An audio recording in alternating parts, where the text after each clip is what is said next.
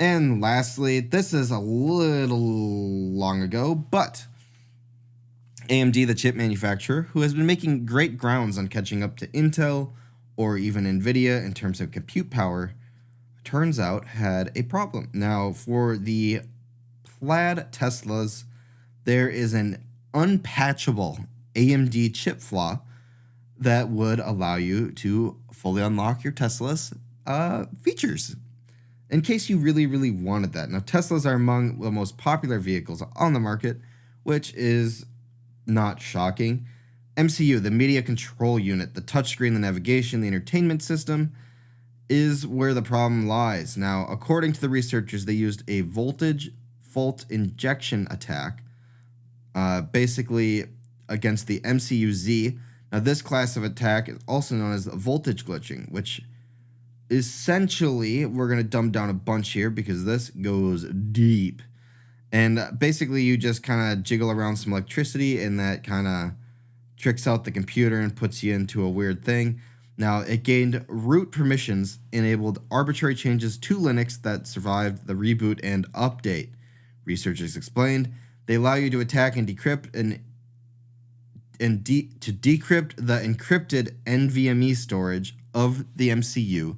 So the computer that runs everything, they get into the storage device on that and access private user data such as the phone book, calendar, entries, etc. And with that, unsurprisingly, you can exploit this to provide various actions to Tesla's subsystem and even optional content locked behind a paywall. Think you didn't have full self-driving? Now you do. Which is quite wild. So, for example, the 2021 Model 3 SR Plus vehicles can enable the cold weather feature, heated steering wheel and heated rear seats for an extra $300. This feature unlock is confirmed with the work of the exploit. So, in case you didn't know, Tesla, instead of making their vehicles to order, makes them pretty much all the same and then goes disable these things. And if they want them later, they can just buy them later.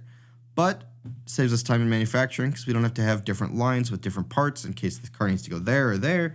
It just goes through one line, gets everything, and then we can make money on it later maybe. So you can get a bunch of things for free. The Tesla Model Y long-range owners can also pay $2,000 for the acceleration boost, which takes just about 0.6 seconds off of the 0 to 60 timer for $2,000. Pricier options include enhanced autopilot. So that costs full $6,000, and full self-driving priced at an eye-searing $15,000 can also be claimed through this glitch. Now, what's interesting is this flaw is unpatchable. It means Tesla has no known mitigation solutions to counter it. Another consequence of the exploit is that it can extract an otherwise vehicle-unique hardware-bound RSA key to authenticate and authorize the car in Tesla's internal service network. So Tesla's internal service network controls autopilot updates, all the software updates, stuff like that a vehicle might receive when Tesla sees the vehicle is active on their network and is supposed to be, and wasn't like totaled and got all of its things removed because it's totaled that something could be wrong, throw off Tesla's data, and Tesla just doesn't, make more money if they have to come rebuy all that stuff for the car.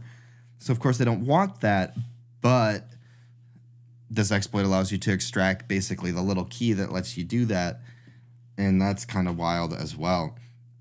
So in English, if a Tesla was totaled in a severe flood or crash, it would be flagged on Tesla's system as such and would not be eligible for access to Tesla's service. Think the supercharging network is a good example. Actually, I didn't even bring that one up.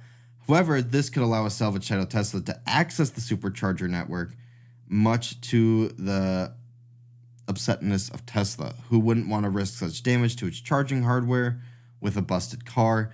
So at the end of the day, there is some protection that Tesla's trying to do by having these things in place. And on the flip side of that, there's also a lot of consumer not friendly things that this does at the exact same time, unless you go through Tesla directly.